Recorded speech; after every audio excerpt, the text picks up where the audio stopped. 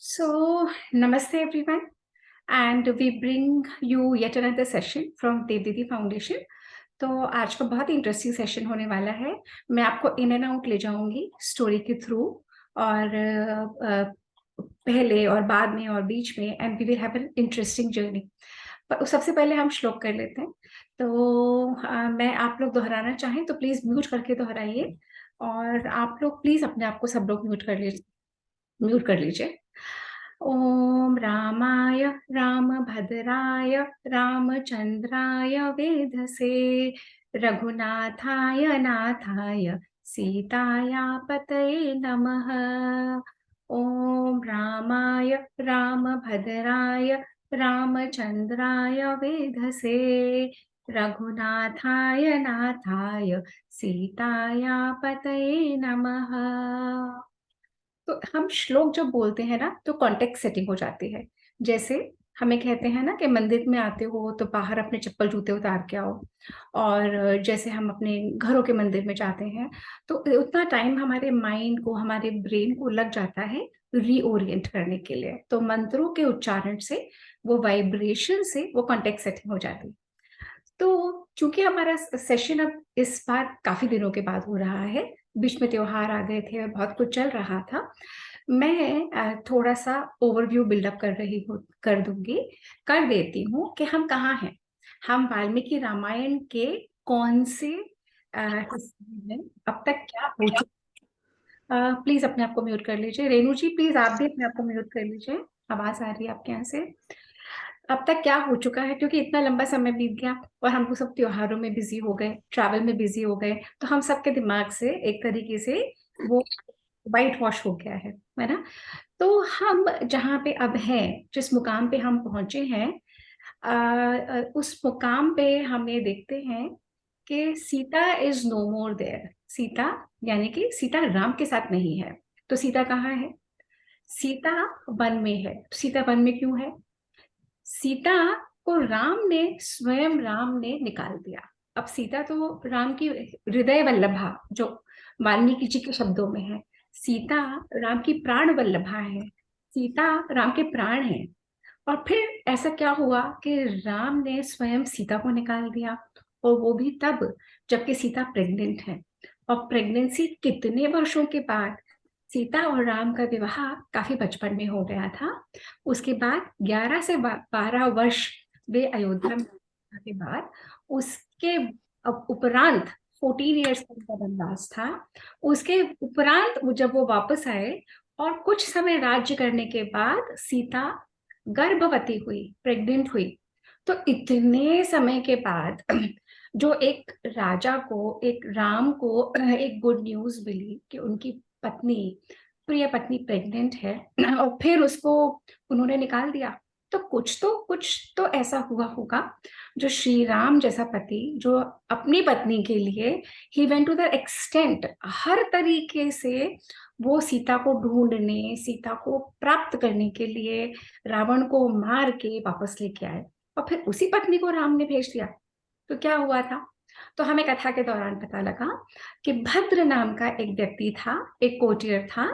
जब वो आया, और श्री राम की आदत थी कि वे अपने सभी प्रजाजनों को पूछते थे कि हमारे राज्य में सब कुछ सकुशल, प्रजा के अपने बारे, प्रजा क्या बातचीत करती है, प्रजा अपना समय कैसे बिताती है, प्रजा राज परिवार के बारे में क्या कहती है, प्रजा मेरे बारे में क्या कहती है। राम ये फीडबैक लेते रहते थे। एक अच्छे राजा होने का, राम राज्य ऐसे ही नहीं बन गया था, उनमें वे सारे गुण थे जो एक अच्छे राजा के गुण होते हैं। तो वे सारे सभी लोगों से फीडबैक लेते रहते थे। उसी फीडबैक के दौरान उन्हें ये भद्र नाम का व्यक्ति आया। तो भद्र थोड़ा सा घबराया था, तो श्री राम ने कहा, बिल्कुल निर्भय होके बताओ, तुम्हें किसी भी तरीके से कोई भी डरने की जरूरत नहीं है। बिल्कुल निर्भय होके बताओ कि मेरे बारे में, भाइयों के बारे में, हम सबके बारे में प्रजा क्या कहती है। तो भद्र ने कहा कि देखिए, बहुत सारी अच्छी बातें बोलते हैं आपके बारे में, आपने इतना कुछ करा, आप सीता को वहां से छुड़ा के लाए, आप बिल्कुल राम के रावण के उसमें जाके और लेके आए, सारी अच्छी बातें बोलते हैं। परंतु जैसे ही भद्र ने कहा परंतु, श्री राम ने कहा परंतु, परंतु पूरी प्रजा में एक एक ये बात फैल चुकी है कि आपने सीता को स्वीकार कैसे कर लिया। सीता तो किसी और के साथ रह के आई। हमने माना कि वो परबस थी, हमने माना कि वो विवश थी, हमने माना। बेटे एक बिस्कुट और दे दें, प्लीज एक सिंगल पीस बिस्कुट, एक सिंगल 1 पीस है। म्यूट कर लीजिए, आपकी बिस्किट की आवाज मुझे आ रही है और डिस्टर्ब कर रही है हम सबको। तो वैसे चाय पीने का मन मेरा भी कर रहा है, देखो देखो ये होता है।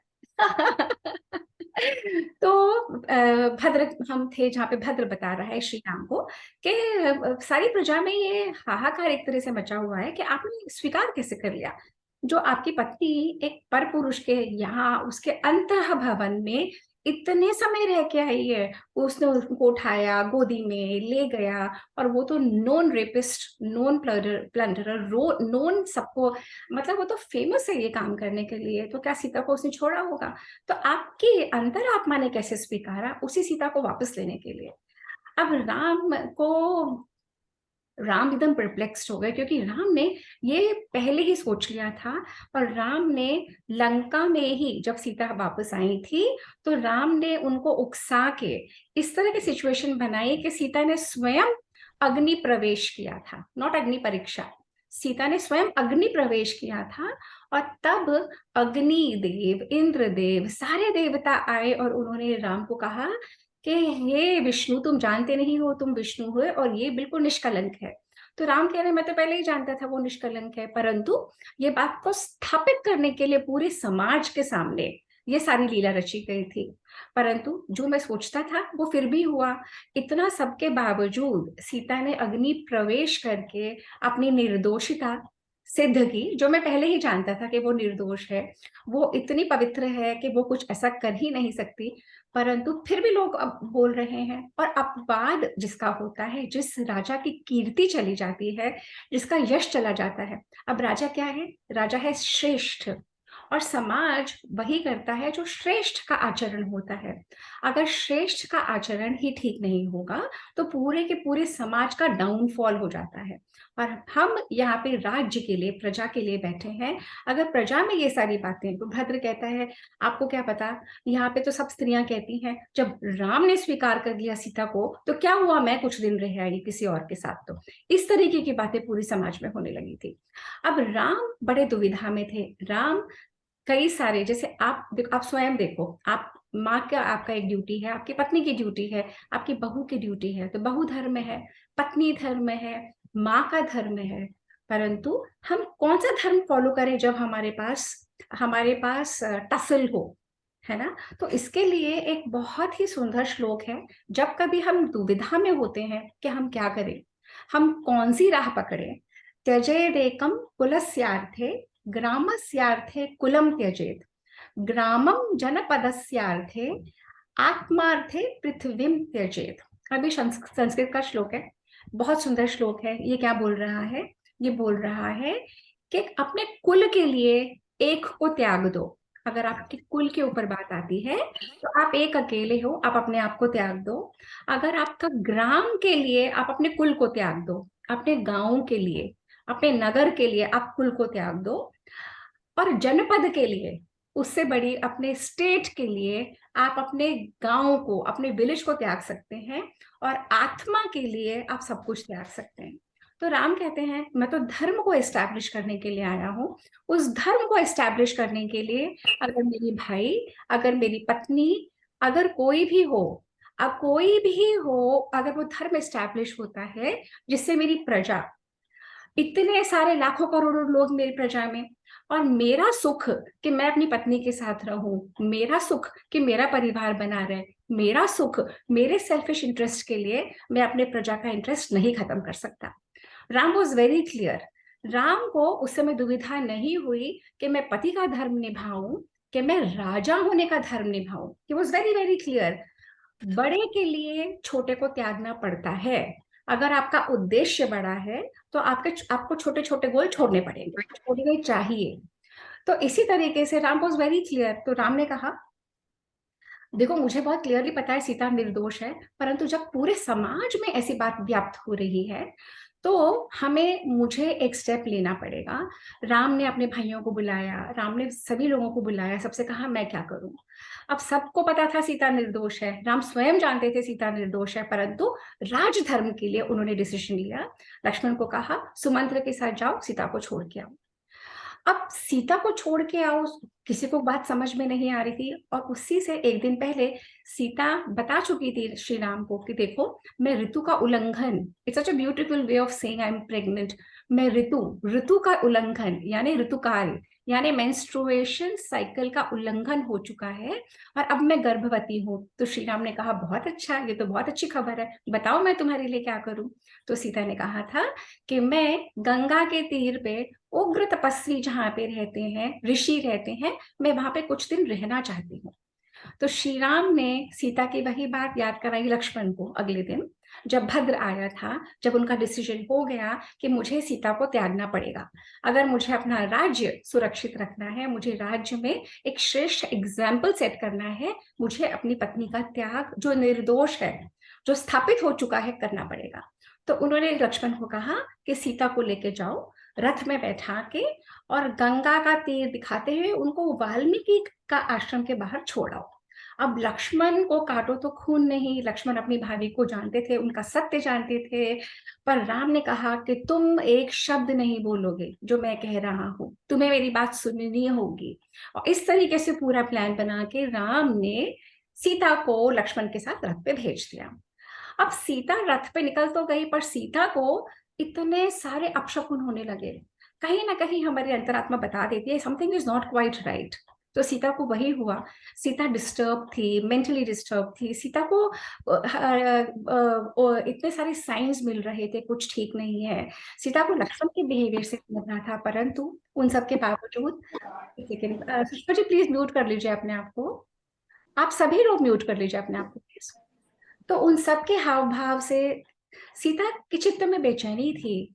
उधर उन्होंने देखा लक्ष्मण रो रहे हैं, उन्होंने कहा लक्ष्मण को तुम क्यों रो रहे हो, मैं तो चाहती थी ऋषियों को तपस्वियों को मिलना, वही तो हम जा रहे हैं ना, एक रात हम वहां रुकेंगे, अगले दिन हम फिर अयोध्या आ जाएंगे। लक्ष्मण चुप रहे, रोते रहे। जब वो लोग पहुंच गए वहां पे, जब लक्ष्मण ने कहा कि सीते मैया, मैं जानता हूँ तुम्हारा कोई दोष नहीं है, मैं बता नहीं सकता हूँ श्री राम के मन में कितना क्लेश है, श्री राम को दरबारियों ने ऐसी बात बताई है और उन्होंने ये डिसीजन लिया है आपका त्याग।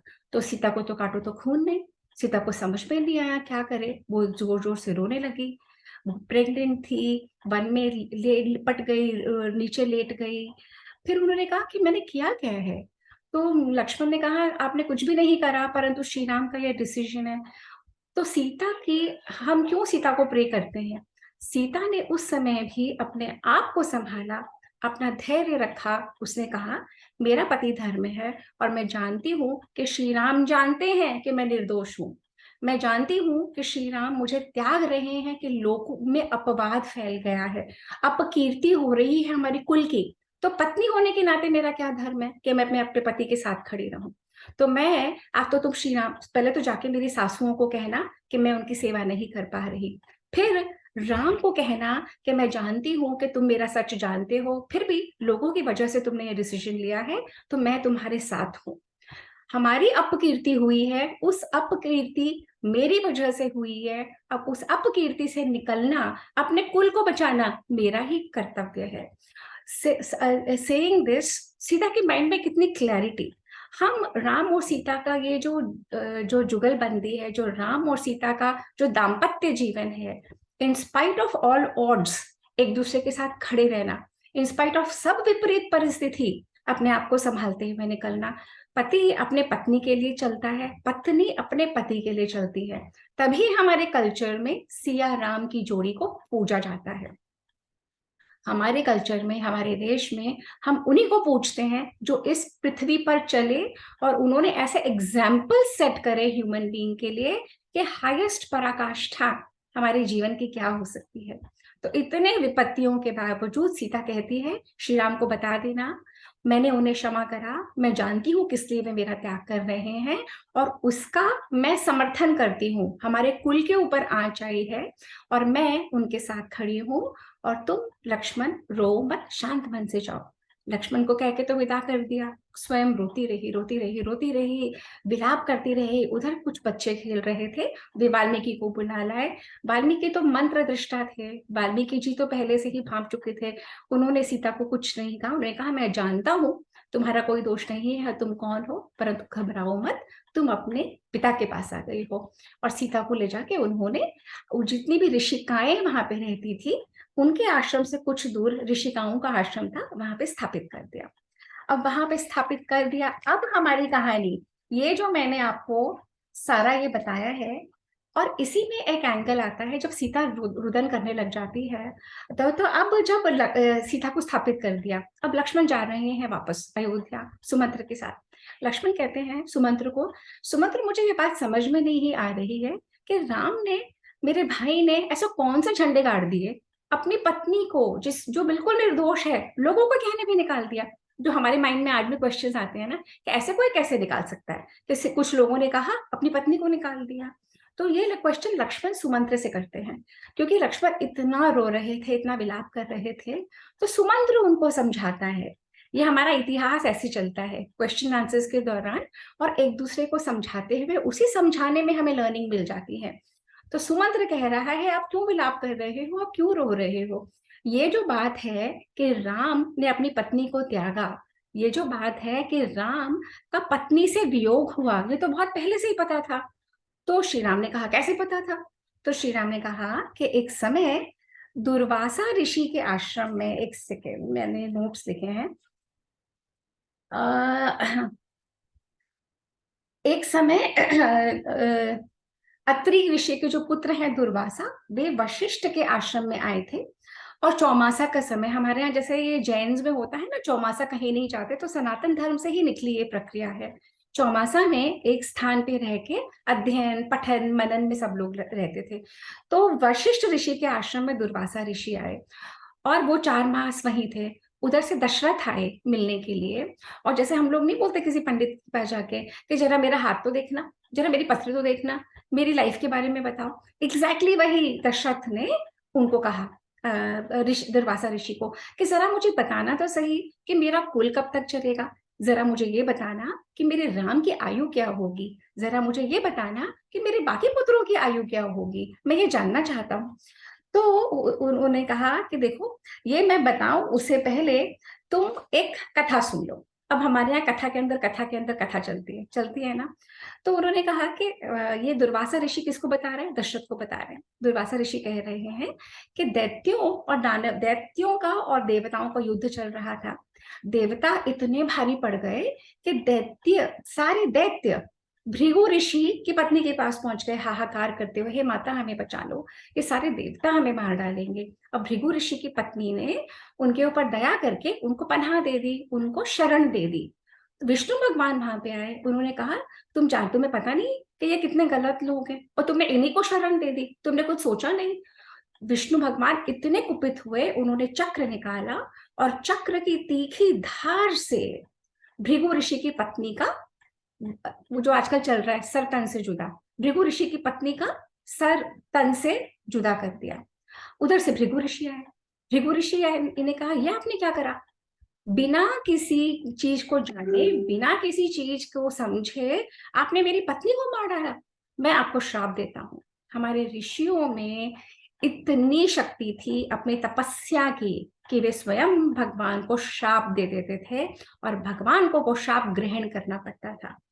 तो उन्होंने कहा कि जो तुमने कृत्य करा है, तुम मानव लोक में जब अपना जन्म लोगे, अवतार लोगे, तब आपको बहुत लंबा समय अपनी पत्नी के वियोग के साथ जीना पड़ेगा। बहुत लंबा समय आपके जीवन में बहुत सुख दुख आएंगे और आपका अपने प्रियजनों से वियोग होता ही रहेगा। आपकी पत्नी के साथ मैक्सिमम आपका वियोग रहेगा। तो सुमंत्र ने कहा कि दुर्वासा ऋषि ने, ये कौन कह रहा है, सुमंत्र लक्ष्मण को बता रहा है, और ये कहाँ हो रहा है, ये दुर्वासा ऋषि दशरथ को बता रहे हैं। तो सुमंत्र कह रहा है उस समय मैं वहां था, वहां पे बहुत सारे लोग थे, परंतु राजा दशरथ ने बिल्कुल मना कर दिया था कि ये बात यहाँ से आगे ना जाए। फिर दुर्वासा ऋषि ने कहा कि राम का राज्य बहुत लंबा चलेगा, पर राम के जो पुत्र होंगे वो अयोध्या के नरेश नहीं बनेंगे, वो अलग अलग नगर बसाएंगे, वो बाहर उनका राज्याभिषेक होगा। इस तरीके से सुमंत्र ने लक्ष्मण को समझाया कि ये जो दैव है ना, जो विधि के विधान है ना, उनसे भगवान भी नहीं बच सकते, उनको भी इसी के थ्रू गुजरना पड़ता है। तो हमको जो आज सुख या दुख मिला है, जो संयोग या वियोग हो रहा है, जो जो पेयर्स ऑफ ऑपोजिट्स में हम रहते हैं ना, कि डे और नाइट, खुशी और गम, दुख और सुख, ये हमें आएंगे ही आएंगे अपने अपने किस्मत अनुसार, और इससे देवता भी नहीं बच सकते, इससे भगवान भी नहीं बच सकते। तो लक्ष्मण, जो तुम शोक कर रहे हो ना, ये बात शोक के लायक नहीं है। ये बात तो विधि ने पहले से ही लिख रखी है कि सीता को तो वहां से जाना ही था, राम को उनको त्यागना ही था, उनका वियोग लिखा ही था। तब लक्ष्मण शांत हुए। फिर लक्ष्मण आए वापस, और श्री राम वहां पे देखा बहुत शोक में थे, 4 दिन बीत चुके थे, श्री राम इतने शोक में थे। एज यूजुअल लक्ष्मण उनको हर पग पे संभालते रहे हैं। पूरे वनवास में लक्ष्मण ने फिर संभाला, श्री राम को समझाया, आप मत तकलीफ में रहिए, जो भी आपने कार्य करा है प्रजा की भलाई के लिए करा है, आपका रीजन श्रेष्ठ है, आप धर्म पे चले हैं, आप बिल्कुल भी उसमें मत आइए, सीता जहां पे है वो बिल्कुल ठीक रहेगी, और आप अपना जीवन अच्छे से बिताइए। तो लक्ष्मण ने फिर वहां पे एक नृग राजा की कहानी आती है।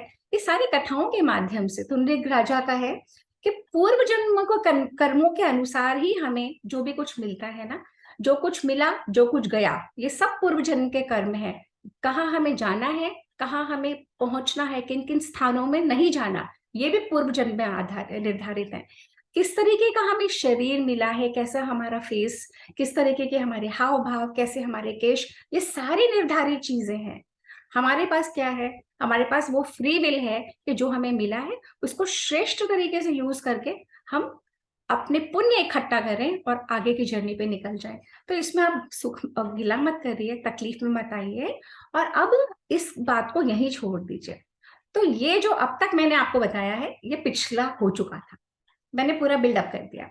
अब आज का सेशन जो शुरू हो रहा है वो यहाँ से, सर्ग 55 से लेके हम आगे चलेंगे। तो अब सीता के जाने के बाद राम करते क्या है, जैसे पत्नियां चली जाती हैं ना, तो पति बिल्कुल जैसे कहते हैं ना, बिन पैंदे के लोटे की तरह एक तरह से हो जाते हैं, उन्हें समझ में ही नहीं आता क्या करें, उन्हें समझ ही नहीं आता सैटरडे संडे कैसे बिताएं, उन्हें समझ में ही नहीं आता सुबह क्या करें, दोपहर क्या, फैक्ट्री चले गए, ऑफिस चले गए, वो बात अलग है।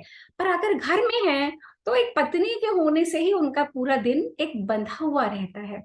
अब यहाँ पर तो सीता चली गई लंबा, अब सीता तो चली गई, अब राम अपना दिन कैसे बिताएं।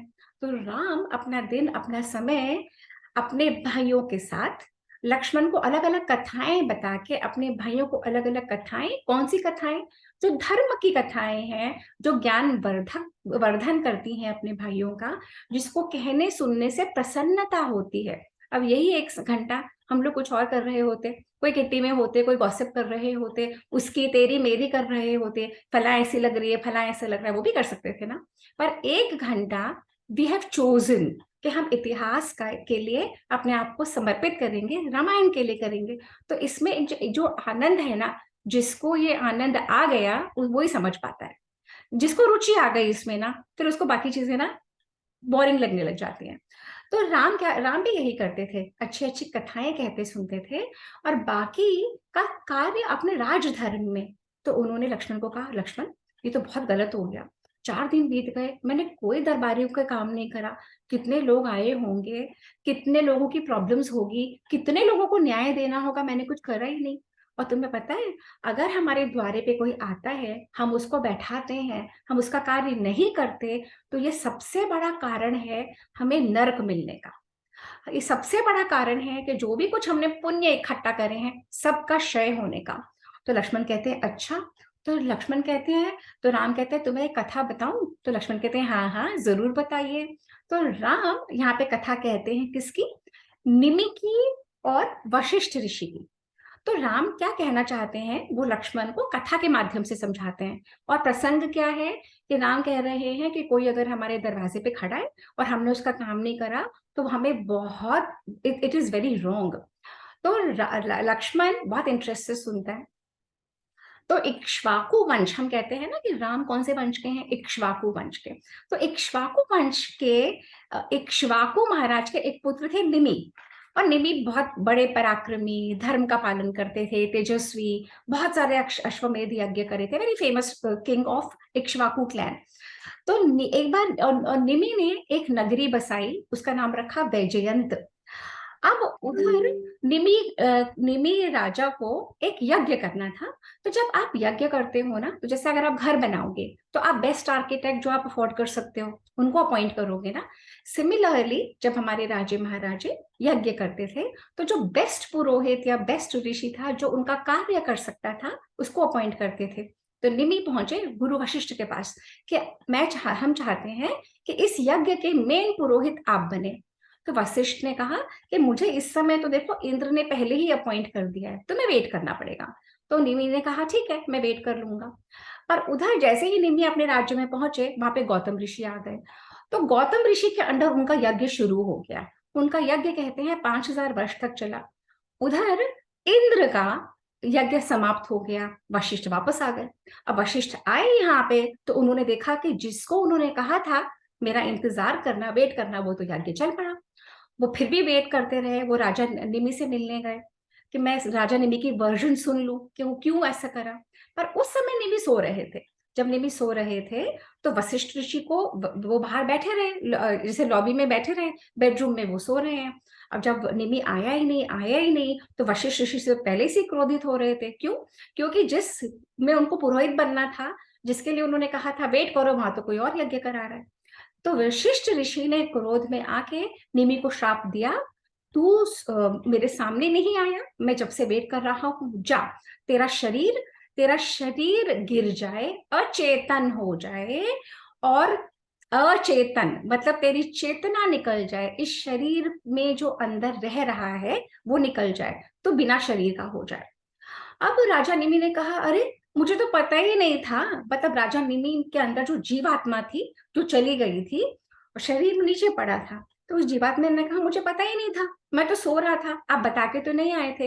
अगर आप बता के आते और तब मैं सोता रहता, आपके पास नहीं आता तो गलती मेरी है। अब आपने तो मुझे शाप दे दिया। अब राजा राजा निमि भी बहुत बड़े तत्व ज्ञाता थे, ब्रह्म ऋषि, वो थे राजर्षि, तो राज ऋषि। तो उन्होंने कहा आपने मुझे बिना सोचे समझे क्रोध में वो दे दिया, अब जाइए, मैं भी आपको शाप देता हूं कि आप भी बिना शरीर के हो जाएं। अब ये क्या हुआ? अब ये दोनों जीवात्मा बन गए, दोनों वायु रूप हो गए, दोनों के शरीर पड़े हैं नीचे और दोनों चले गए, और दोनों के पास अब शरीर नहीं है। वशिष्ठ जी, ये कौन सुना रहा है कहानी? ये राम सुना रहे लक्ष्मण को। वशिष्ठ जी पहुंचे ब्रह्मा जी के पास। वशिष्ठ जी ने कहा, ब्रह्मा जी उनके पिता है, तो उन्होंने कहा ब्रह्मा जी, आपको तो मुझे शरीर देना पड़ेगा, क्योंकि बिना शरीर के तो मैं कोई कार्य कर नहीं पा रहा। तो वशिष्ठ ने, ब्रह्मा जी ने कहा देखो, एक युक्ति बताता हूं कि एक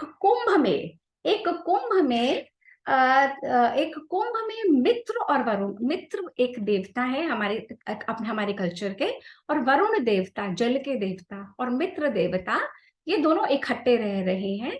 वहां पे एक कुंभ में इनका तेज स्थापित है, उस तेज से तुम्हें शरीर प्राप्त हो सकता है।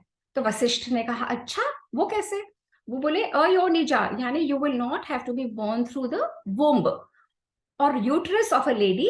अयोनिजा टेक्नोलॉजी इस तरीके की थी, ये बड़े बड़े तरीके के बर्थ बताए गए हैं हमारे रामायण और महाभारत में, जो एक वुमन की, जैसे आजकल आईवीएफ आ चुका है।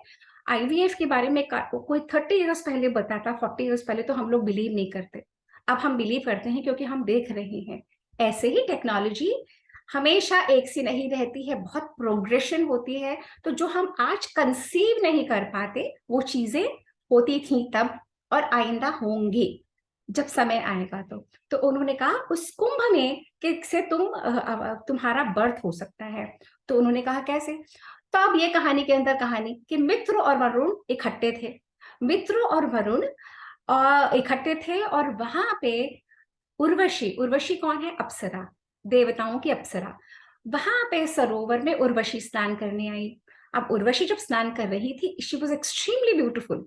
इतनी सुंदर के मित्र देवता उनको देख के एकदम पैशन में आ गए और मित्र देवता ने उर्वशी से कहा, हे उर्वशी, मैं तुमसे समागम करना चाहता हूँ।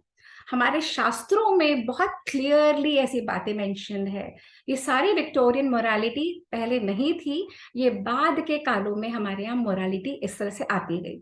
तो मित्र देवता ने उर्वशी से कहा, मैं तुमसे समागम करना चाहता हूँ। उर्वशी ने कहा, देखिए मैं भी आपको पसंद करती हूँ, परंतु वरुण देवता ने मुझे पहले से ही बोल रखा है, तो मेरा शरीर तो उनके साथ रहेगा पर मेरा हृदय आपके साथ रह सकता है। तो मित्र देवता ने कहा, अच्छा, पर मैं आपके साथ समागम नहीं कर सकती। तो मित्र देवता ने कहा, पर मैं इस समय इतना एक्साइटेड हूँ, इतना पैशन में हूँ कि मैं तुम्हारे समीप रह के अपना तेज स्खलित करना चाहता हूँ। तो उर्वशी ने कहा, वो आप कर सकते हैं, उस पर आपका अधिकार है, मैं भी आपको हृदय से चाहती हूँ। तो मित्र देवता ने अपना तेज उर्वशी के समीप स्खलित करके एक कुंभ में छोड़ दिया, एक कलश में छोड़ दिया। अब उर्वशी यहां से पहुंची वरुण देवता के पास। वरुण देवता जान गए थे कि ये कुछ ऐसा करके आई है। वरुण देवता ने कहा, हे पापाचारिणी, कुलचारिणी, ये तूने क्या किया? जब मैंने तुझे पहले प्रपोज किया था, तू कैसे उसके साथ पहुंच गई? अब जा, मैं तुझे श्राप देता हूं कि तुझे मनुष्य लोक में जन्म लेना पड़ेगा और तुझे राजा पुरुरवा के यहाँ की तू पत्नी बनेगी। और फिर वो उर्वशी को जन्म लेना पड़ा। वो राजा पुरुरवा की पत्नी बनी, उनसे आयु एक पुत्र हुआ, आयु का पुत्र हुआ नहुष। तो ये साइड स्टोरी है। तो ये अब कौन बता रहा है? ये सारी बात राम बता रहे हैं, किसको? लक्ष्मण को। अब हम पहुंच गए सर्ग 57 पे। तो वो कह रहे हैं कि ये तो मैं समझ गया कि आपने हमें बता दिया कि पर ये फिर भी आप बताइए ना, शरीर कैसे मिला? हम तो समझ रहे थे कि वशिष्ठ को शरीर कैसे मिला और निमि को शरीर कैसे मिला, वो तो आपने बात बीच में रख दी। श्री राम ने कहा, रुको तो समझा रहा हूं। तो फिर वो जो कुंभ था जिसमें मित्र देवता का तेज था, उसी कुंभ में वरुण देवता का तेज पहले से था। उसमें से दो तपस्वी निकले, एक्सट्रीमली एफल्जेंट, बहुत बड़े विद्वान निकले। सबसे पहले निकले अगस्त्य ऋषि। अगस्त्य ऋषि ने कहा, वो पूर्ण बड़े होके निकले थे। उन्होंने कहा मित्र देवता को, मैं नहीं मानता, तुम मेरे पिता हो। अब वो चले गए साउथ। फिर उसमें से निकले वशिष्ठ ऋषि। वशिष्ठ ऋषि मित्र देवता और वरुण देवता के मिले हुए तेज से निकले हुए बहुत बड़े ब्रह्मर्षि थे। राजा इक्ष्वाकु ने तभी समझ लिया था ये बहुत पहुंचे हुए पुरोहित हैं, और उन्होंने उसे अपने क्लैन के लिए अपॉइंट कर लिया एज राजगुरु। तो उन्होंने कहा, अच्छा, लक्ष्मण ने कहा, अच्छा, ये तो मैं समझ गया कि वशिष्ठ ऋषि को शरीर मिल गया, ये मैं समझ गया कि अगस्त ऋषि को शरीर मिल गया, पर निमि का क्या हुआ? तब राजा राम ने कहा, जो निमि था ना, अब निमि के यहाँ बहुत बड़ा यज्ञ चल रहा था। तो निमि के यहाँ जितने भी बाकी पुरोहित थे, उन लोगों ने यज्ञ की दीक्षा ली और वो यज्ञ संपन्न करा। अब जब यज्ञ संपन्न कर दिया, तब तक तो ये राजा निमि मर चुका था। राजा निमि की बॉडी रखी हुई थी। उस बॉडी को उन्होंने एम्बाम करके तेल के कढ़ाई में सारे हर्ब्स लगा के वस्त्र समेत, उसमें फूल पत्ती सारा वर्णन है उसमें, कि उन्होंने पूरा एम्बाम करके सुरक्षित रखा था। तो जैसे ही यज्ञ खत्म हुआ, तो जितने भी देवता थे और जो भृगु ऋषि थे, उन्होंने कहा, हम बहुत प्रसन्न हैं, अब आप चाहते हो क्या अपने इसी शरीर में वापस संयुक्त होना? आप चाहते हो तो ये हम कार्य कर सकते हैं, हम इतने स्किल्ड हैं, हमारे पास इसकी टेक्निक है। सारे देवता भी आए। देवताओं ने कहा, आपका यज्ञ इतना बढ़िया हुआ है, तो अगर आप चाहो तो ये हम कर सकते हैं। अगर आप, निमि महाराज, अगर आप चाहो, उसकी जीवात्मा से बात कर रहे थे, अगर आप चाहो तो हम आपको आपके शरीर से दोबारा संयुक्त कर देंगे। तो राजा निमि ने कहा, नहीं, अब मुझे दोबारा नहीं ऐसे आना। तो राजा निमि, फिर देवताओं ने कहा, फिर आप कहाँ स्थापित होना चाहते हो? राजा निमि ने कहा कि मैं वायु रूप में बन के सब जीवों के नेत्रों में रहना चाहता हूँ। तो शिव देवताओं ने कहा, आपने इतना पुण्य प्राप्त किया है, आपके लिए हम वो भी कर देंगे। तो कहते हैं राजा निमि सबके सारे जीवों के नेत्रों में रहते हैं, वो वायु रूप में विचरते हैं। जब वे थक जाते हैं तो हमारे नेत्र स्वतः बंद हो जाते हैं विश्राम देने के लिए। तो हमारे यहाँ जो टेक्नोलॉजी है, जैसे हम सेकंड बोलते हैं ना इंग्लिश में, सेकंड, मिनट, आवर, वैसे संस्कृत में इसका शब्द है निमिष। तो जितनी देर में पलक झपकती है उसको निमिष कहा जाता है। तो ये राजा निमि के से आती है, हमारे शास्त्र बताते हैं। राजा निमि हम सबको नेत्रों में रहते हैं, और वहीं से नींद की भी उत्पत्ति होती है। तो संस्कृत में एटिमोलॉजी एक के पीछे एक आपको रूट वर्ब पे ले जाती है, कहाँ से ये वर्ड का ओरिजिन है। तो राजा निमि सबके नेत्रों में रहते हैं, तभी हम पलक झपकते हैं और तब हमको आराम मिलता है, और राजा निमि वायु के रूप में रहते हैं। तो लक्ष्मण ने बोला कि ये तो मैं समझ गया कि राजा निमि को भी शरीर मिल गया, वशिष्ठ को भी शरीर मिल गया, परंतु आप ये मुझे बताओ ना कि निमि तो क्षत्रिय थे, वशिष्ठ तो ऋषि थे। अब क्षत्रिय को क्या ऋषियों के ऊपर इतना क्रोध करना चाहिए कि वशिष्ठ ने शाप दिया तो निमि ने भी शाप दिया? तो राजा राम कहते हैं सब ययाति की तरह थोड़े होते हैं। तो लक्ष्मण ने कहा अब ये ययाति कौन है? अब एक और कहानी। तो कहानी के अंदर, कथा के अंदर, कथा के अंदर कथा। तो लक्ष्मण राम, राजा राम बताते हैं कि जो ययाति है ना, ययाति में तो बहुत गुण थे। ययाति क्षमा कर पाए, पर राजा निमि ना क्षमा नहीं कर सकते थे। तो लक्ष्मण ने कहा कौन है राजा ययाति? तो अब ये जो राजा ययाति का विवरण मैं आप बताऊंगी, ये यही राजा ययाति का विवरण हमें महाभारत में मिलता है। और ययाति के पुत्रों से हमें ये सारे क्लैंस जो हैं, अलग अलग हमारे यहाँ जनजातियां हैं, वो सब आती हैं। अब राजा ययाति कौन थे? राजा ययाति एक एक सेकेंड, हाँ, राजा ययाति है नहुष के पुत्र। हमने सुना था ना, इक्ष्वाकु के पुत्र आयु, उनके पुत्र नहुष, नहुष के पुत्र ययाति। अब ययाति की ना दो पत्नियां थी, एक शर्मिष्ठा थी और एक उनकी पत्नी थी, एक उनकी पत्नी थी देवयानी। तो शर्मिष्ठा जो थी वो दैत्य कुल की थी, वृषपर्वा की पुत्री, और जो देवयानी थी वो शुक्राचार्य की पत्नी। और शुक्राचार्य कौन है? सारे असुरों के गुरु। अब राजा ययाति को एक पार्शियलिटी करते थे, उनको शर्मिष्ठा बहुत प्रिय थी, उनको देवयानी इतनी प्रिय नहीं थी। तो शर्मिष्ठा से जो पुत्र हुआ था वो कौन था? पुरु। तो पुरु को राजा ययाति बहुत प्यार करते थे, शर्मिष्ठा के साथ रहते थे, उसी के घर में खाते थे, भोजन करते थे, सब कुछ। और देवयानी को वो बिल्कुल प्यार नहीं करते थे। तो देवयानी से क्या पुत्र था? देवयानी से उनका पुत्र था यदु। अब यदु जब बड़ा होने लगा ना, तो उसने अपनी माँ को बोला देखो मम्मा, आपको तो कोई प्रॉब्लम नहीं होती, पिताजी हमेशा शर्मिष्ठा के साथ रहते हैं, उन्हीं के साथ करते हैं, वो सिर्फ पुरु को प्यार करते हैं, हमें प्रेम भी नहीं करते, हमारे घर में भी नहीं रहते, मैं तो इतना अत्याचार नहीं सह सकता, मैं आपको कह रहा हूँ कि हम दोनों आत्महत्या कर लेते हैं। तो देवयानी ने कहा नहीं नहीं, ऐसा नहीं करना चाहिए। तो फिर ये यदु ने बोला अगर आप नहीं करोगी ना, मैं करूंगा। तो देवयानी बहुत घबरा गई। देवयानी ने अपने पिताजी को, वो कौन थे? शुक्राचार्य को याद करा। तो शुक्राचार्य तुरंत आ गए। शुक्राचार्य को देवयानी ने कहा कि देखिए आपकी वजह से, आपका अनादर करने की वजह से उसने ना अपने पिता की बात बीच में डाल दी, जिससे कि शुक्राचार्य को क्रोध आ जाए। शुक्र, आपकी वजह से राजा ययाति मुझसे प्रेम नहीं करते, इसलिए वो हमारे बेटे यदु से प्रेम नहीं करते, आपकी वजह से तो ये सारा आपका है, और अगर आप अभी एक्शन नहीं लोगे ना, तो मैं तो अभी आत्महत्या कर रही हूँ। तो शुक्राचार्य फिर घबरा गए। शुक्राचार्य पहुंचे ययाति के पास, और शुक्राचार्य ने कहा जो तुम पार्शियलिटी करते हो ना, जो तुम एक पत्नी से प्रेम करते हो दूसरी से नहीं, तो अब मैं तुम्हें, ये तुम अपने यौवन वश कर रहे हो ना, मैं तुम्हें शाप देता हूं कि तुम इमिडिएटली बूढ़े हो जाओगे।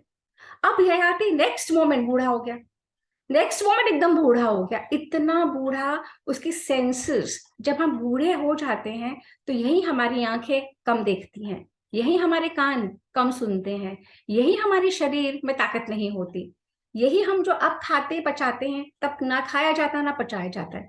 तो होता क्या है, सारी हमारी सेंसेस शिथिल हो जाती हैं, सारी इंद्रियां हमारी कमजोर पड़ जाती हैं। तो ययाति ने बहुत माफी मांगी। तो उन्होंने कहा मैं एक कार्य कर सकता हूँ, मैं शाप तो वापस नहीं लूंगा, परंतु ये तुम्हारा बुढ़ापा, ये तुम्हारी जरा अवस्था बदल सकते हो। अगर तुम्हें कोई ऐसा मिल जाए जो तुमसे एक्सचेंज कर ले, कि तुम उसका युवा अवस्था ले लो, अपना बुढ़ापा उसको दे दो, तो तुम कुछ समय भोग सकते हो।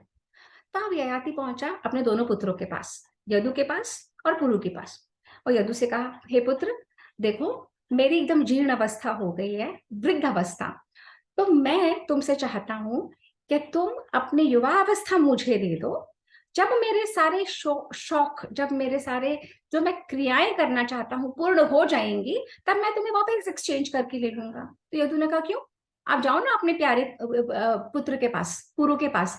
आप ना तो हमें प्यार करते, न मेरी माँ के साथ रहते, न हमारे साथ रहते, भोजन भी उन्हीं के साथ करते, उन्हीं के घर में रहते हो, मुझसे क्यों मांगने आ गए। अब ययाति तो एकदम चुप। अब ययाति पहुंचे पुरु के पास। तो पुरु ने कहा, हाँ हाँ पिताजी, जैसा आप कहेंगे मैं वैसा ही करूंगा। मैं बहुत भाग्यवान हूं कि मैं आपके किसी कार्य में काम आ सक रहा हूँ। आई एम वेरी हैप्पी कि मैं आपके लिए काम। और पुरु ने अपनी यौवन, अपनी जवानी दे दी अपने फादर को, और एकदम बुढ़ापा, और इमीडिएटली रिवर्स हो गया। पुरु एकदम बूढ़ा और ययाति एकदम यौवन अवस्था में, तरुण जवान। और कहते हैं कि ययाति वर्षों तक रहे। ययाति ने अपनी सारी भोग वासनाएं पूरी करी, बहुत बड़े बड़े यज्ञ करे, अनुष्ठान करे, धर्म से प्रजा का पालन करा, जो जो कार्य उनके शेष रहते थे सब करे। और फिर एक दिन जब सारी तृप्ति हो गई, वो पुरु के पास गए। पुरु से उन्होंने कहा कि हे पुरु, ये मैंने धरोहर के रूप में तुमको वृद्धावस्था दी है, वो मुझे वापस दे दो। तो पुरु ने कहा हाँ बिल्कुल। फिर दोनों ने एक्सचेंज कर लिया। और ययाति बिल्कुल जीर्ण होके, वृद्ध होके, उन्होंने पुरु को दिया राज्य सिंहासन, बहुत आशीर्वाद, पूरे विश्व का सत्ता। और यदु को उन्होंने कर दिया बैनिश कि मैं तुम्हारा पिता, मैं तुम्हारा गुरु, अगर मैंने कोई चीज तुमसे मांगी, तुम्हारा फर्ज था मुझे देना, तुमने वो नहीं दी, इसलिए तुमको मैं इस राज्य से निकालता हूं। तुम्हें क्रौंच वन, क्रौंच वन, क्रौंच क्रेन्स, साइबेरिया, रशिया, तो अपने देश के एकदम लास्ट के कॉर्नर में उसको निकाल दिया। तो यदु वहां पे चला गया, पुरु यहाँ का राजा बना, जिससे कुरुवंश और सारा ये आगे जाके बनता है। और उन्होंने यदु को कहा कि तुम चंद्रवंश के लिनेज के होगे, तुम्हारी संतति, तुम्हारी अपने बच्चे भी तुम्हारी बातें नहीं सुनेंगे, और तुम लोग कभी राजा नहीं बन पाओगे। इसी यदु के वंश में श्री कृष्ण आते हैं कई हजार साल के बाद, और वो लोग कहीं के राजा यादव नहीं बने, वो जनपदों में ही रहे, राजा नहीं बन पाए। अब ये सब कौन सुना रहा है, श्री कृष्ण सुना रहे हैं, श्री राम सुना रहे हैं कि लक्ष्मण को। तो लक्ष्मण को सुनाते सुनाते तो वो कहते हैं कि ययाति, ययाति तो क्षमा नहीं कर पाए, है ना, ययाति क्षमा कर पाए, निमि क्षमा नहीं कर पाए। तो ये सारी कथाएं कहते कहते शाम हो गई। अब अगला दिन, अब यहाँ पे दो सर्ग आ रहे हैं जिनको ये कहते हैं प्रक्षिप्त सर्ग। वाल्मीकि जी की रामायण गीता प्रेस गोरखपुर में इन सर्गों को प्रक्षिप्त सर्ग कहा गया। What does that mean? That means कि इधर they are later day interpolation, ये डाले गए हैं, पर यहाँ पे ये गीता प्रेस वाले बहुत क्लियर हैं, ये कहते हैं क्योंकि जो ट्रांसक्राइब कर रहा था उसको ट्रांसलेशन नहीं मिला संस्कृत का, इसलिए उन्होंने कह दिया प्रक्षिप्त सर्ग है। पर हम इसको यूज कर रहे हैं क्योंकि इनमें बहुत लर्निंग है, इन दोनों सर्गों में इतनी लर्निंग व्याप्त है कि ये हम सर्ग यूज कर रहे हैं, ठीक है ना।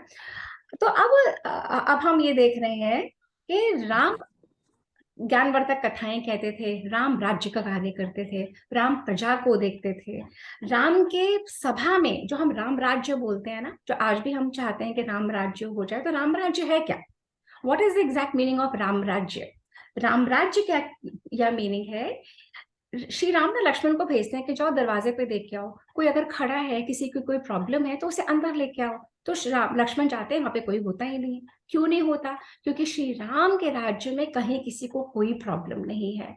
श्री राम के राज्य में भाई का भाई से झगड़ा नहीं होता। श्री राम के राज्य में किसी को शारीरिक कोई रोग नहीं, किसी को मानसिक कोई रोग नहीं। श्री राम के राज्य में किसी को इतनी अन्न जल फल औषधि इतनी परिपूर्ण है। श्री राम के राज्य में कोई पोल्यूशन नहीं, श्री राम के राज्य में नदियां कलकल बहती हैं, वृक्ष इतने फल देते हैं, सब लोगों को इतनी सुख सुविधाएं हैं, कहीं कोई क्राइम नहीं, कहीं कोई प्रॉब्लम नहीं। श्री राम के राज्य में उत्सव ही उत्सव है।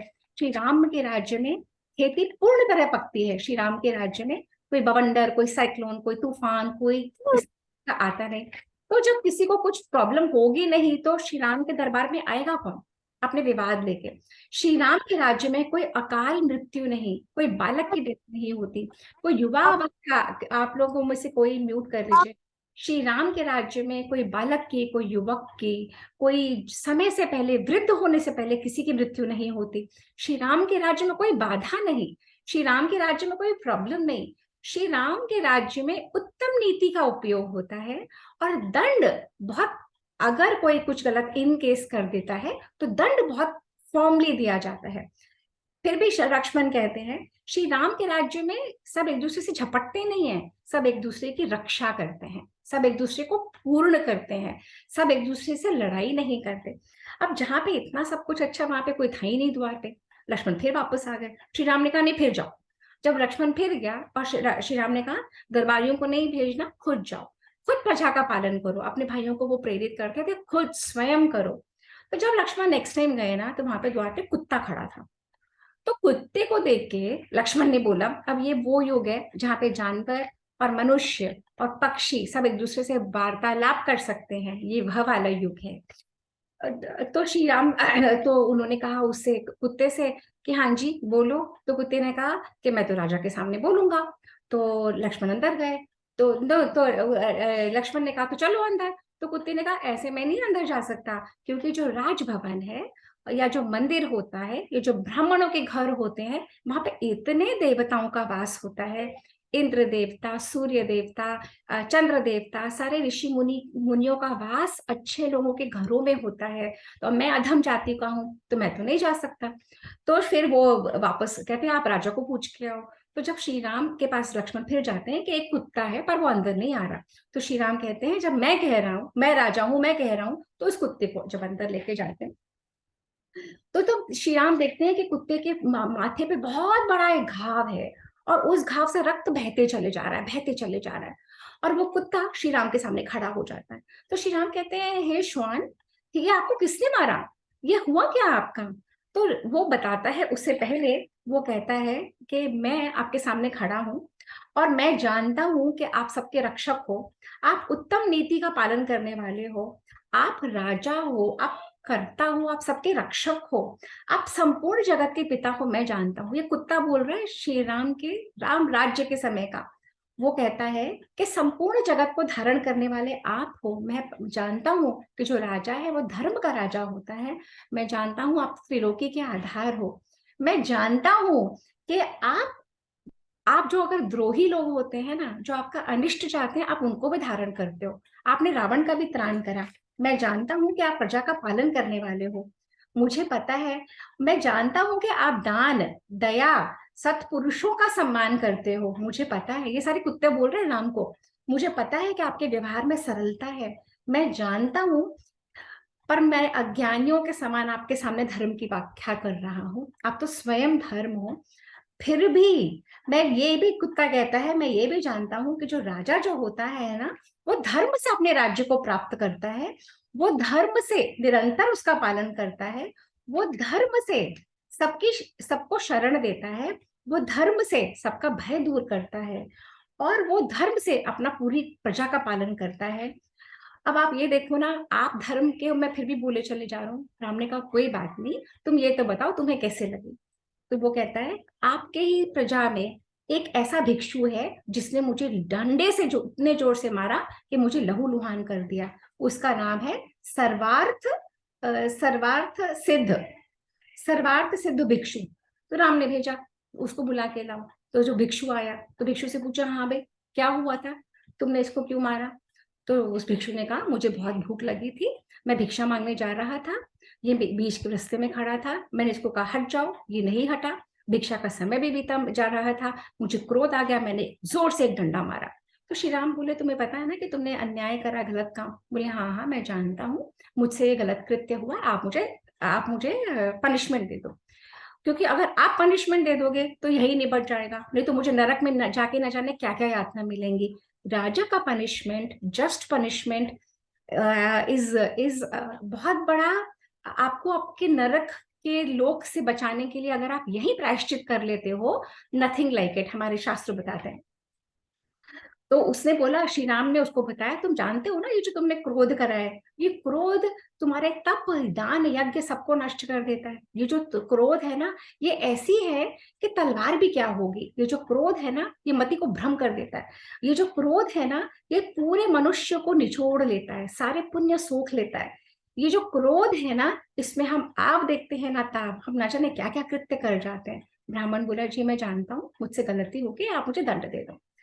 तो अब ये सारी बातें चल रही थी। राम ने पूछा अपने दरबार में, उनके दरबार में कौन कौन, सारे तो सप्तऋषि, वशिष्ठ, अंगीरा, कृतु, पुलह, पुलत्स्य, सारे बड़े बड़े ऋषि और सारे बड़े बड़े महाजन, सारे धर्मों के ज्ञाता विद्वान, सारे सारे जितने भी वेदों को पढ़ने वाले सारे, और सब जगह के राजा, क्योंकि श्री राम तो पूरी पृथ्वी के राजा थे, तो अलग अलग जनपद के अलग अलग जगह के राजा वहां बैठते थे। सबसे उन्होंने बोला बताओ अब हम क्या इसको दंड दें। तो सबने बोला कि देखो ब्राह्मण जाति का है, तो ब्राह्मणों को दंड शारीरिक तो नहीं दे सकते, शास्त्र ये बताते हैं। उतने में वो कुत्ता बोल पड़ा कि आपने मुझसे कहा था कि मैं आपका कार्य सिद्ध करूं, तो अब आप जैसा मैं कहूं वैसा करेंगे क्या? तो श्री राम ने बोला बताओ। तो श्री राम ने, कुत्ते ने कहा ये जो ब्राह्मण है ना, इसको आप एक मठ का महंत बना दो, मठ का, इसको इसको इसको मठ का मठाधीश बना दो। तो सब बिल्कुल चुप। अब राजा राम ने कुछ सोचा और राजा राम ने उसको, ब्राह्मण को मठाधीश बना दिया, उसका टीका करा और वो हाथी पे चला गया। तो सारे मंत्री सारे ऋषि सब कहने लगे ये क्या करा आपने, आपको तो दंड देना चाहिए था, दंड तो आपने कोई दिया नहीं, और दंड देने के बावजूद आपने तो उसको अच्छी पदवी पे एलिवेट कर दिया। तो तब राम ने कहा कि इसका राज सिर्फ ये कुत्ता जानता है। तो उन्होंने कुत्ते से पूछा, उन्होंने कुत्ते से पूछा कि हे श्वान, मुझे ये बताओ जिसने तुम्हारा अहित करा, तुमने उसे मठाधीश क्यों बनवा दिया, और मैंने तो तुम्हारे कहने से करके भेज दिया। तब वो श्वान कहता है कि मैं पिछले जन्म में ना मठाधीश ही था, मैं मठाधीश था, मैं सारे अच्छे कार्य करता था, मैं सबके सारे यज्ञ करता था, मैं सारे, एक सेकेंड, हाँ मैं वो नोट्स पे आ रही हूँ, मैं मिल नहीं रहा, एक सेकेंड, मैं सब यज्ञ करता था, सबको भोजन करा के खुद भोजन खाता था, मैं देवताओं और ब्राह्मणों को भी देता था, मैं दास दासियों का प्रॉपर न्यायोचित भाग निकालता था, मैं शुभ कर्मों में हमेशा रहता था, मैं देव संपत्ति की रक्षा करता था, मैं विनय और शील से भरा था और मैंने सब कुछ अच्छा किया, परंतु मेरे जैसा इस जन्म में कुत्ता बना। अब मेरे जैसा इस जन्म में अगर कुत्ता बन सकता है, तो जो इतना क्रोधी है ब्राह्मण है, जब इसको आप मठाधीश बनाओगे तो ये इतना अहंकार में आ जाएगा, तो ये अपना विनाश का, ये अपना 7 कुल आगे और 7 कुल पीछे 14 कुलों का विनाश करेगा। तो जो फिर श्री राम ने सबको बताया कि जो हम समझते हैं ना कि हमें ये जो गति मिली है, हम कर्म की कहानी नहीं समझ पाते कि किसी चीज की वजह से क्या हो जाता है।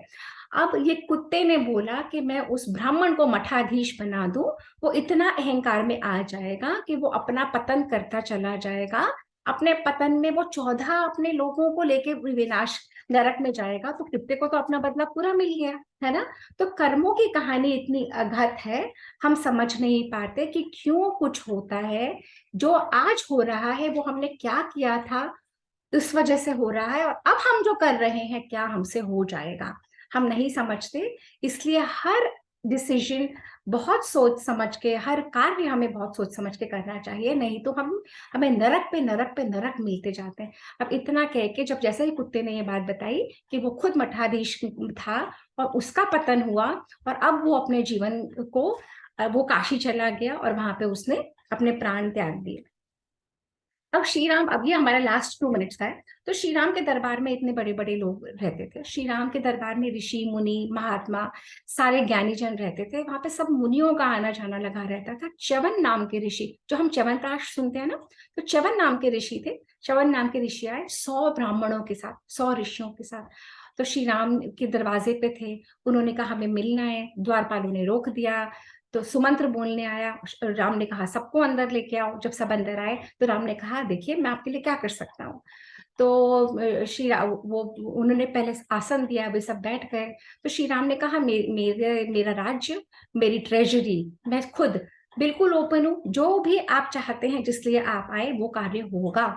तो उन लोगों ने कहा हम कितने राजाओं के पास गए, पर किसी ने भी हमें ये आश्वासन नहीं दिया कि जिस भी मुसीबत में है वो हमें उससे निकाल देंगे, सिर्फ आप हो, आप विष्णु हो। आपने हमें कहा है, अब हमें समझ आ गई कि आप हमारा त्राण कर सकते हैं, पर किस चीज का त्राण वो हम next episode. So now we close the session. I mean, I'm done for the day. Anybody wants to ask anything, say anything, share anything, the session is open. हाँ जी, किसी को कुछ कहना है, पूछना है? हाय सपना, तुमने इतना ज्यादा कुछ बताया, मुझे तो लग रहा है मुझे एक दो बार फिर से उसको देखना पड़ेगा। यस। सबसे Same ज्यादा में। याद हुआ है बस निमिष के, हमारी जो आईलिड्स पलक वो होती है ना, वो निमिष। निमिष और लास्ट और का मतलब कि कितने कुत्ते का कितने दिया हुआ ज्ञान है ये कि भाई इसको बना दो मटका। फिर से उस I'll have to go through it again. Yes, इतनी दैट इज स्टोरी के ज्यादा अंदर कनेक्टेड इतनी ज्यादा स्टोरीज एक के स्टोरीज अंदर एक हैं चल दैट यू रहे हैं। Can't make out. So that is the whole motive. देखो हमारा इतिहास, मतलब एक राम की कहानी 2 लाइन में भी बोल सकते थे वो, कि राम थे, उन्होंने सीता को निकाला, रावण ले गया था, रावण से ले आए और फिर निकाला और फिर खत्म हो गई कहानी। पर ये नहीं करा ना, उनका उद्देश्य ये था कि हम अपने इतिहास। अच्छा, मैंने कहीं एक बहुत सुंदर पंक्ति है, मैं पढ़ के सुनाना चाहती हूँ, because I have just come to know for it. तो वो इतनी सुंदर पंक्ति है कि इतिहास का मतलब क्या है। Let me access it. धर्मार्थ काम मोक्षाणाम उपदेश समन्वितम कथायुक्तम पुरावृत्तम। मतलब धर्म, अर्थ, काम और मोक्ष की कथाएं, कथाओं के द्वारा जो पहले हुआ था उसमें से लर्निंग लेना और लर्निंग शेयर करना इतिहास है। इतिहास का मीनिंग ये है, हिस्ट्री का मतलब है his story, HIS, his story, her भी नहीं, हिज स्टोरी। हमारा इतिहास का मीनिंग है धर्मार्थ काम मोक्षाणा उपदेश समन्वितम। अब आपको समझ में आ रहा है, उपदेश, धर्मार्थ काम, धर्म अर्थ काम और मोक्ष के उपदेश, समन्वितम कथायुक्तम पुरावृत्तम, जो पहले हुआ है उसी को कथा के रूप में बोलने से समझ में आ जाए। अब जैसे निमिष की कथा आपको आ गई, निमि की, है ना, ऐसे ही आपको राजा ययाति की आ जाएगी, आप दोबारा सुनोगे तो। ऐसे ही आपको वशिष्ठ ऋषि की आ जाएगी, ऐसे ही। और जब कभी बात होगी, हाँ वशिष्ठ ऋषि ने ये करा था। अदरवाइज हम जो हिस्ट्री इन्होंने बताई है, डेट्स एंड फैक्ट्स, इस ईयर जब वो मरा, उसके बाद नो मीनिंग। हमारी लाइफ में क्या मीनिंग है? तभी हम स्कूल में लिखते हैं, भूलते हैं, आगे बढ़ जाते हैं। पर ये इतिहास का तरीका है कि हम इससे सीखें और इतिहास के द्वारा भी हम मोक्ष प्राप्त कर सकते हैं। ये बहुत क्लियर है। इतिहास पुराण है, इतिहास हमारा पुराण है, हमारे देश का इतिहास पुराण जो हुआ है, उस रियलिटी से हम क्या सीख सकते हैं। This is the way. जो जो मैं सीख रही हूँ वही शेयर कर रही हूँ, मैं लर्न कर रही हूँ उतना शेयर कर रही हूँ, दैट्स ऑल। क्योंकि जो हम एक सेशन देने के लिए करते हैं वही रह जाता है, जो हम सुनते हैं ना वो निकल जाता है। क्यों बन नदी, ऐसा ही है ना, जो वेरी सेशन ट्रू, देने के लिए वेरी करते ट्रू। हैं वो रहता है, नहीं तो नहीं या रहता। नहीं जैसे आप रहता, सुन रहे हो, मैं भी सुन रही होती तो मेरे ये भी नहीं रहता। तो बिल्कुल। इसके लिए हमें स्वाध्याय बार बार बोलते हैं। जैसे आपका खाना मैं नहीं पचा सकती ना, आपका खाना आप ही को लगेगा, अपने पति का भी नहीं लग रहा मुझे, ना मुझे उनका, रहते इकट्ठे हैं पर उनका पुण्य उनका, उनका पाप अपना, मेरा पाप अपना, मेरा पुण्य। तभी कहते हैं बार बार स्वाध्याय खुद करो जब तक कर सकते हो। Again and again they keep telling you do it, do it, do it, करो करो करो। जब आप नहीं कर रहे तो कोई क्या कर सकता है ना। हाँ जी, और बताइए, और कुछ बोलना, कुछ कहना, कुछ पूछना? Nothing as such. Bye. Too much to take. Okay, so what we'll do is we'll wind up for the day as it is 1 hour हो चुका है। तो देखिए, देवदीति फाउंडेशन का ये मुहिम है, हम लोग देवदीति स्वाध्याय क्लब के अंतर्गत वाल्मीकि रामायण कर रहे हैं। और वाल्मीकि रामायण एक बहुत ही सुंदर टेक्स्ट है, श्लोकबद्ध है, इसे हम चैंट भी करते हैं। मैं पहले संस्कृत चैंट करती हूँ, फिर मीनिंग समझती हूँ, फिर दोबारा चैंट करती हूँ, तो संस्कृत भी क्लियर होती चली जाती है। तो हमारे मुहिम में सब लोग, आप लोग जुड़े। और अगर आप स्वयं नहीं पढ़ पा रहे हैं तो प्लीज सेशंस अटेंड करें, सेशंस को यूट्यूब पे लाइक करें, उन पे कमेंट करें और उनको शेयर करें। ये आपका ऋण है, मेरा ऋण है, जो मैं गुरुओं से मैंने लिया, मैं आपको देके थोड़ा सा उतार रही हूँ। आपका ऋण है लाइक, कमेंट और शेयर करना, तभी आप उतारेंगे। क्योंकि तभी हमारी संस्कृति, जिसको इन लोगों ने हमें माइथोलॉजी बता दिया, ये माइथोलॉजी नहीं है, ये हमारे देश का इतिहास है। सारी वे जगह, सारे वे स्थान, सारे वे लोग, वो राम राज्य के अभी तक वो उस क्लैन के लोग निकले हुए हैं। जयपुर के कई राजघराने हैं जो अपने आप को ट्रेस बैक करते हैं उस एंसेस्ट्री से।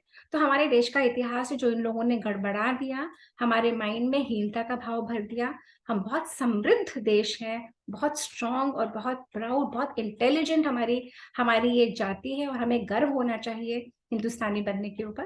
और हम जब स्वाध्याय करते जाएंगे, अपने देश का इतिहास समझेंगे, तो हमारे बच्चे अपने आप फॉलो करते जाएंगे। इन्हीं शब्दों के साथ आज का सेशन हम वाइंड अप करते हैं। हम आपसे फिर मिलेंगे अगले शनिवार को एक नए सेशन के साथ। और उससे पहले हमारा अगले ट्यूसडे को, शनिवार को हमारा वैदिक हेरिटेज होता है, जो हम बच्चों के लिए वाल्मीकि रामायण करते हैं, बहुत सरल शब्दों में, पिक्टोरियल स्लाइड शोज के द्वारा। तो आप लोगों में से जो जर्नी शुरू अभी कर रहे हैं, प्लीज हमें सैटरडेज को ज्वाइन करिए। वहां पे रामायण की शुरुआत है वाल्मीकि, यहाँ पे और वाल्मीकि रामायण का ऑलमोस्ट अंत है ना। तो अब मैं अपनी वाणी को विराम देती हूँ और इन्हीं शब्दों के साथ हम आपसे मिलेंगे अगले ट्यूसडे। Thank you. हरिओम।